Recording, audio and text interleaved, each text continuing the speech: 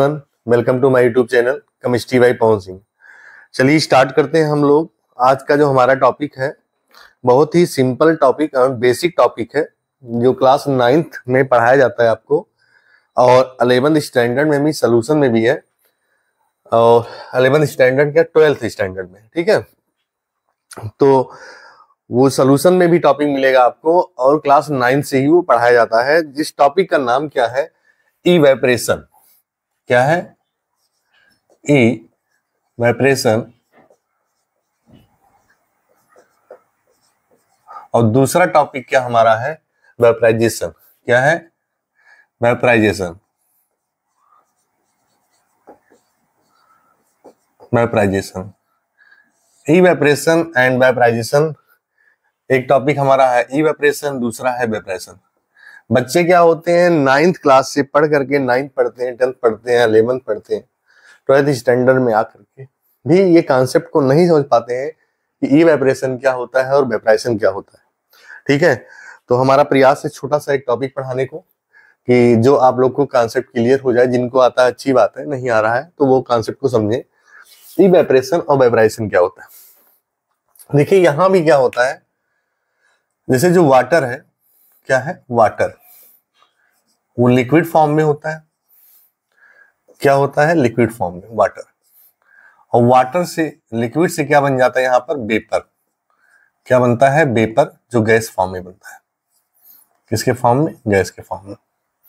और यहां भी जो प्रोसेस होती है, वाटर किस फॉर्म में होता है? लिक्विड फॉर्म में होता है। और यहां भी जो प्रोसेस होती है वो किसके फॉर्म में जाएगा? वेपर बनेगा। क्या बनेगा? वेपर बनेगा। ठीक, वेपर बन जाएगा। और ये है गैस के फॉर्म में, और ये क्या है? लिक्विड के फॉर्म में, ये वाटर है। दोनों का जो रिजल्ट है सेम है आपके सामने। दोनों का रिजल्ट क्या है? सेम है। इसमें भी क्या है? लिक्विड टू वेपर, और इसमें भी क्या है? लिक्विड टू वेपर है। तो दोनों में डिफरेंस क्या है? इवेपरेशन क्या होता है और वेपराइजेशन क्या होता है? इवेपरेशन क्या है? Evaporation, the process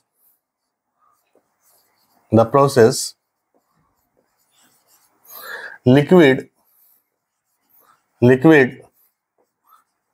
change to vapor, liquid change to vapor at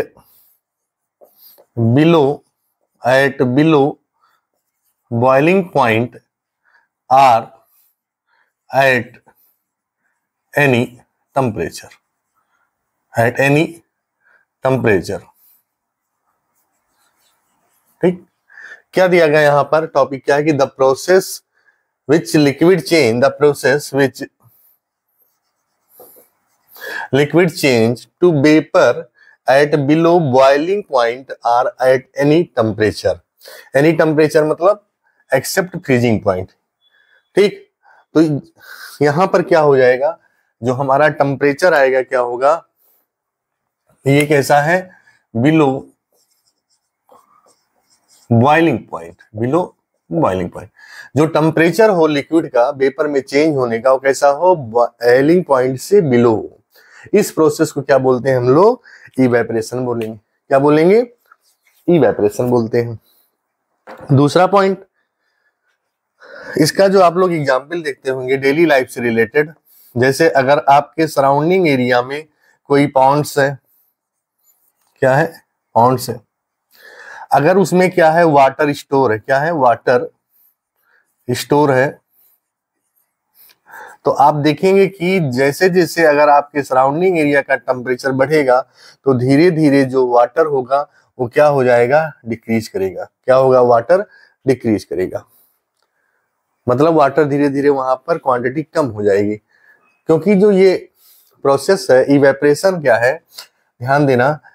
evaporation जो होता है, evaporation is directly proportional to its temperature, its temperature।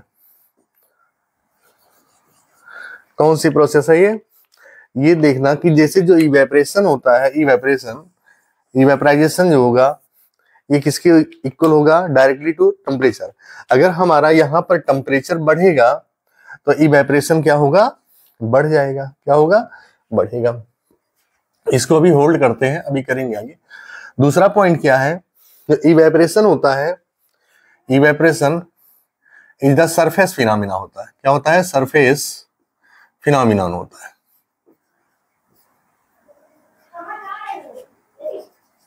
Surface phenomenon है। सरफेस फिनोमिनन क्या है कि जैसे इवेपरेशन जो होगा, एज द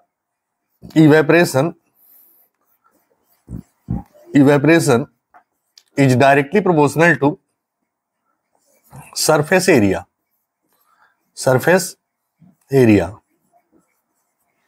इवेपरेशन क्या होगा, जैसे अगर हम सरफेस एरिया को बढ़ा दें, किसको बढ़ा दें? सरफेस एरिया को, तो हमारा इवेपरेशन क्या होगा? बढ़ जाएगा। जैसे सरफेस एरिया अगर हमने बढ़ा दिया, सरफेस एरिया अगर हमारा बढ़ेगा तो इवेपरेशन क्या हो जाएगा? इवेपरेशन बढ़ जाएगा। ठीक। ये प्रोसेस जो होती है क्या होती है? बिलो बॉइलिंग पॉइंट होती है। क्या होती है? बिलो बॉइलिंग पॉइंट होती है। जैसे हमारे सराउंडिंग एरिया में, फॉर एग्जांपल हमने बताया पाउंड्स है, पाउंड्स में अगर वाटर स्टोर है, तो आप देखेंगे क्या होगा कि अगर टेम्परेचर धीरे धीरे वहां बढ़ेगा तो वाटर क्या होगा? धीरे धीरे वहां पर रिड्यूस हो जाएगा, कम हो जाएगा। ठीक, ऐसा क्यों? क्योंकि इवेपरेशन क्या होता है? जो सनलाइट के प्रेजेंट में होता है। किसके प्रेजेंट में होता है? सनलाइट के नेचुरली होता है। ठीक। जैसे वेट क्लॉथ को अगर हम लोग क्या करेंगे, धूप में डालते हैं, कपड़े सुखाते हैं, तो वो ड्राई हो जाता है कुछ देर बाद। अगर देखिए ठंडक में कपड़े डाल रहे हैं हम लोग बाहर, तो वहां पे क्या होता है? टाइम लगता है, टाइम टेकिंग होता है। और जैसे ही गर्मी में उसको कपड़े को डालते हैं बाहर, तो थोड़ी ही देर में कपड़े सूख जाते हैं। मतलब इवेपरेशन फास्ट होता है। इसका रीजन क्या है? बिकॉज टेम्परेचर इंक्रीज कर गया तो इवेपरेशन भी क्या होता है? फास्ट होता है। तो ये जो प्रोसेस होती है, ये बिलो बॉइलिंग पॉइंट होती है। क्या होती है? बिलो बॉइलिंग पॉइंट होती है। ऐसा थोड़ी है कि जैसे जो तालाब है या नदी है या कहीं पे पानी स्टोर है, तो उसमें ऐसा थोड़ी है कि पानी खौल रहा है, या आप उसको देख रहे हैं कि पानी एकदम हीट है या खौल रहा है, पानी का टेम्परेचर बहुत ज्यादा है और वहां पे इवेपरेशन हो रहा है। तो ये प्रोसेस ऐसा नहीं है। ठीक है। इवेपरेशन कैसा है? नेचुरल प्रोसेस है, जो सनलाइट के प्रेजेंट में होता है। ठीक। और क्या है सबसे मेन पॉइंट क्या है? इवेपरेशन क्या होता है? अगर कोई पूछे आपसे what is the evaporation, the process which liquid change to vapor at below boiling point or at any temperature except freezing point is known as the evaporation. Evaporation is a surface phenomenon. क्या है? Surface phenomenon. Evaporation is directly proportional to the surface area. Surface area बढ़ा दिया तो evaporation बढ़ जाएगा। ठीक। Temperature बढ़ा दिया तो evaporation क्या होगा? बढ़ जाएगा। Evaporation डिपेंड करता है किस पे? सरफेस एरिया पे। ये फैक्टर हो गए इसके। Factor which depend on the evaporation. तो दो फैक्टर इसके हैं। कौन कौन से? पहला है टेम्परेचर। टेम्परेचर टेम्परेचर एक इसका फैक्टर हो गया। सेकंड क्या है? Surface area. Surface area surface area surface area भी इसका क्या है? टेम्परेचर, सॉरी फैक्टर है। जैसे यहां पर ये वाटर, ये पानी है, बॉटल है। अब इसके अगर हम ढक्कन को ओपन कर दिए और इसको रख दिया, बाहर रख दिया धूप में, तो इसका क्या होगा? इवेपरेशन धीरे धीरे होगा और जो वेट ऑफ वाटर है वो रिड्यूस होगा धीरे धीरे। वाटर का वेट क्या होगा? रिड्यूस होगा। लेकिन अगर इस पानी को निकाल करके हम इस फर्श पे डाल दें तो क्या होगा? ये पानी जल्दी सूख जाएगा, क्योंकि अभी जो है इसका एरिया, जो सरफेस एरिया है, ये सिर्फ इतना ही इस बॉटल में है, ये इसका सरफेस एरिया है। तो सरफेस एरिया हमारा अगर कम है तो हमारा इवेपरेशन क्या होगा? कम होगा। अगर इसी सरफेस एरिया, इसी इतने वाटर को अगर हम बाहर डाल दें, किसी फर्श पे या रोड पे कहीं पे डाल दें या जमीन पे डाल दें, तो क्या होगा? हमारा इवेपरेशन फास्ट हो जाएगा, क्योंकि सरफेस एरिया क्या हो गया? बढ़ गया। तो overall evaporation is depend on the mainly two factors which are temperature and the surface area. तो आई होप यू आपको ये कॉन्सेप्ट जरूर क्लियर हुआ होगा कि इवेपरेशन क्या होता है। ठीक है। अब दूसरा आते हैं हम लोग वेपराइजेशन। क्या होता है? वेपराइजेशन। अब वेपराइजेशन में भी हमने क्या बताया प्रोसेस कि जो है हमारा वेपराइजेशन है वो क्या है? इसमें भी लिक्विड जो होता है हमारा, लिक्विड क्या है, लिक्विड है, ये लिक्विड ये क्या है, वेपर में चेंज हो रहा है, किसमें, वेपर में चेंज हो रहा है at fixed boiling point, at fixed boiling point. ध्यान देना, यहां पर क्या बताया गया कि liquid change to the vapour state at fix boiling point, at fix boiling point. Vaporisation मतलब इसमें यहां पर अगर हम लोग वेपराइजेशन को डिफाइन करेंगे तो क्या होगा, eight which temperature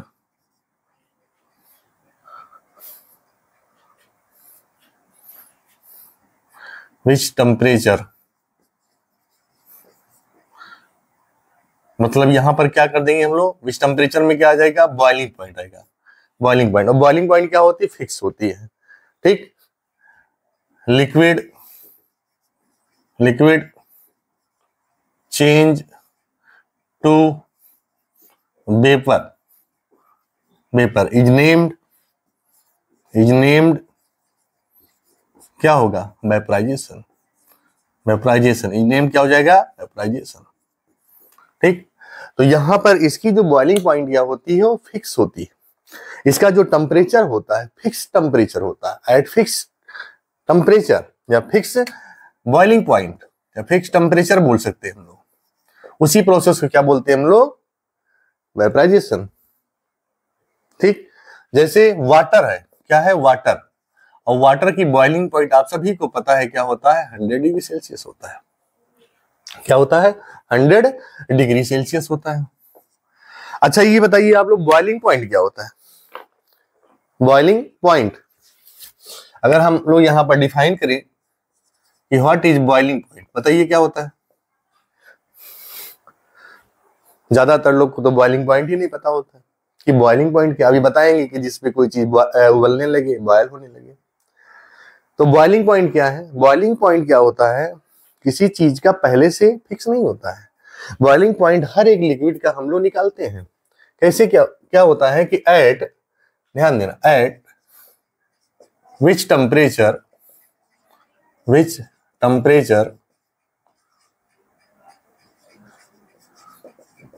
the vapor pressure at which temperature the vapor pressure of liquid at which point at which temperature देखो, at which temperature the vapor pressure of liquid is equal to atmospheric pressure,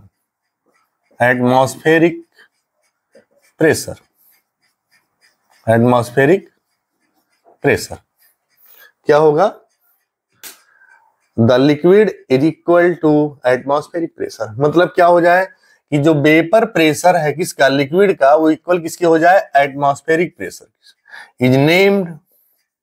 is named boiling point, ठीक। मतलब क्या है यहां पर कि जो हमारा लिक्विड है और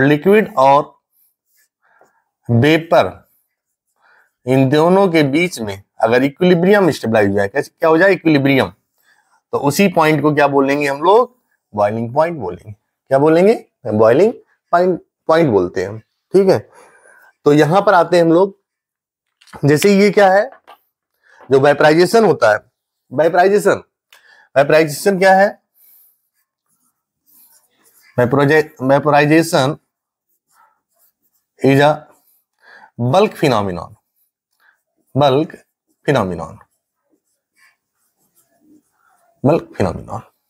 कैसा होता है ये, बल्क फिनोमिनॉन होता है। अगर टेम्परेचर को हम क्या करेंगे, देंगे, तो वहां पर large amount of the vapour निकलता है, ठीक है। तो ये प्रोसेस क्या होती है, हमारी वेपराइजेशन होती है। क्या होती है, वेपराइजेशन होती है। तो इस तरह से हम लोगों ने इवेपोरेशन देखा क्या होता है, और वेपराइजेशन क्या होता है। ठीक है, तो अब इसमें एक टॉपिक और है, बता दे लगे हम आपको, जिसको बोलते हैं हम लोग कंडेंसेशन। क्या बोलते हैं? कंडेंसेशन। ठीक, कंडेंसेशन, इवेपोरेशन हो गया, वेपराइजेशन हो गया। नेक्स्ट टॉपिक हमारा है कंडेंसेशन। कंडेंसेशन, ठीक। अब देखिए कंडेंसेशन क्या होता है। जैसे कोई भी लिक्विड है, जैसे कोई कंटेनर है, ये कंटेनर कैसा है? क्लोज है। क्या है? क्लोज कंटेनर है। और यहाँ पर कुछ मॉलिक्यूल्स क्या है? वाटर के प्रेजेंट है। किसके? वाटर मॉलिक्यूल्स हैं। ये सब क्या है? Water molecules, water molecules. ठीक, तो वाटर मॉलिक्यूल्स क्या करते हैं? वेपर का फॉर्मेशन करते हैं। क्या करते हैं? वेपर का फॉर्मेशन करते हैं। ठीक, तो यहां पर जो है हमारा ये लिक्विड जो है, क्या है? लिक्विड, लिक्विड से क्या बन गया? वेपर बना। क्या बना? वेपर। और जब ये टेम्परेचर थोड़ा सा डाउन होगा तो यहां पर क्या हो जाएगा? वेपर से फिर से क्या हो जाएगा? लिक्विड बन जाएगा। तो when change the vapour to liquid state, that is condensation. Condensation. तो कंडेंसेशन को कैसे डिफाइन करेंगे हम लोग यहाँ पर कि जैसे देखिए यहाँ पर लिख सकते हैं इसको हम लोग कि वेपर है। क्या है? वेपर। और वेपर टू चेंज किस में हो रहा है? दैट इज लिक्विड में। और ये क्या है? कंडेंसेशन। कंडेंसेशन। तो ये किस टेम्परेचर पे होगा? किस टेम्परेचर पे होगा? ये हो जाएगा हमारा between boiling point and freezing point. कैसा टेम्परेचर होना चाहिए? टेम्परेचर हमारा होना चाहिए इसका between boiling point and freezing point होना चाहिए। ना टेम्परेचर बॉइलिंग पॉइंट के ऊपर होना चाहिए, ना बॉइलिंग पॉइंट, ना फ्रीजिंग पॉइंट होना चाहिए। या लिख सकते हैं हम लोग बिलो, या लिख सकते हैं बिलो के अबव। हाँ, बिलो फ्रीजिंग पॉइंट लिख सकते हैं। फ्रीजिंग पॉइंट से कम हो। क्या हो? बिलो फ्रीजिंग पॉइंट हो। कैसा हो? Below freezing point. तो इस प्रोसेस को क्या बोलते हैं हम लोग? वेपरेशन। क्या बोलते हैं? कंडेंसेशन। तो इसको डिफाइन कैसे करेंगे हम लोग? The vapour change to liquid, the vapour change to liquid at between boiling point and freezing point are below freezing point. Below freezing point is named condensation. Is named condensation. इसको क्या बोलते हैं हम लोग? कंडेंसेशन बोलते हैं। ठीक, समझ में आई बात? इसका सबसे सिंपल एग्जाम्पल, सबसे सिंपल एग्जाम्पल आप इसको देख सकते हैं। जैसे क्या है कि अगर जैसे मान लीजिए कि हमने घर में एक गिलास लिया और ग्लास में एकदम चिल्ड वाटर ले लिया। क्या लिया? चिल्ड वाटर लिया, ठंडा पानी ले लिया।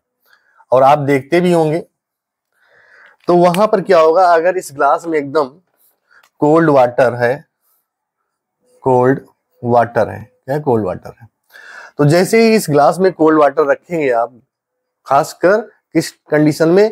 जब टेम्परेचर हाई हो। और खासकर ये देख सकते हैं हम लोग अप्रैल और मई, जून में, ये सब देख सकते हैं। तो यहां पर क्या होगा कि कुछ ड्रॉपलेट्स आपको यहां पर आउटसाइड ऑफ ग्लास पे दिखेंगे। ये ड्रॉपलेट्स होते हैं। क्या होते हैं? ड्रॉपलेट्स होते हैं आउटसाइड ऑफ द ग्लास पे। ये जो है ये ड्रॉपलेट्स कहां से बनते हैं? ये जो हमारे एटमॉस्फेयर है, एटमॉस्फेयर में जो वाटर होता है, ये क्या होता है? वाटर। ये किस फॉर्म में होता है? वेपर फॉर्म में होता है। किस में होता है? वेपर फॉर्म में होता है। यहाँ पर वाटर जो होते हैं वेपर फॉर्म में होते हैं। किस फॉर्म में होते हैं? वेपर फॉर्म में। ठीक, और ये जैसे ही इसके सरफेस एरिया से टच करेंगे, ये सरफेस एरिया से टच कर रहे हैं, ये वाटर किस पे, सरफेस एरिया पे। तो ये जब टच करेंगे तो क्या होगा कि ये अपनी एनर्जी को लूज करेंगे, और इनकी कौन सी एनर्जी लूज होगी, they lose the kinetic energy. यहाँ पे इसकी जो काइनेटिक एनर्जी होगी वो क्या करेगी, डिक्रीज कर जाएगी। क्या करेगी, डिक्रीज करेगी।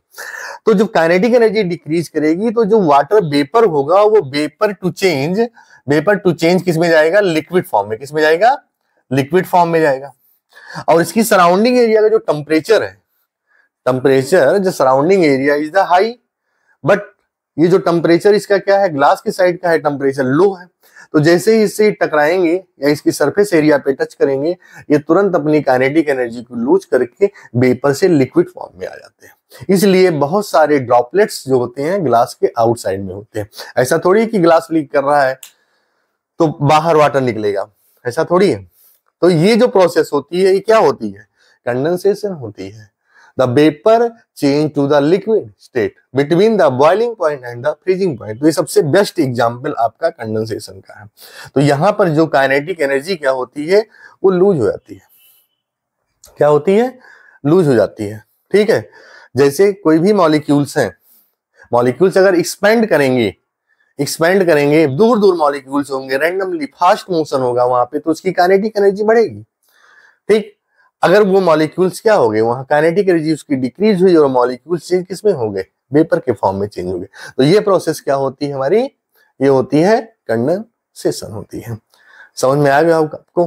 ठीक, तो हमने 3 टॉपिक कवर किया बेसिकली, कौन सा, इवेपोरेशन, वेपराइजेशन और क्या है, कंडेंसेशन। तो आई होप यू आपको ये क्लास समझ में आया होगा। प्लीज हमारे वीडियो को आप लाइक करिए, शेयर करिए, और जो अपने दोस्तों को भी वीडियो को शेयर करिए, उनको बताइए। नेक्स्ट वीडियो के साथ मिलते हैं हम लोग। Okay, thank class.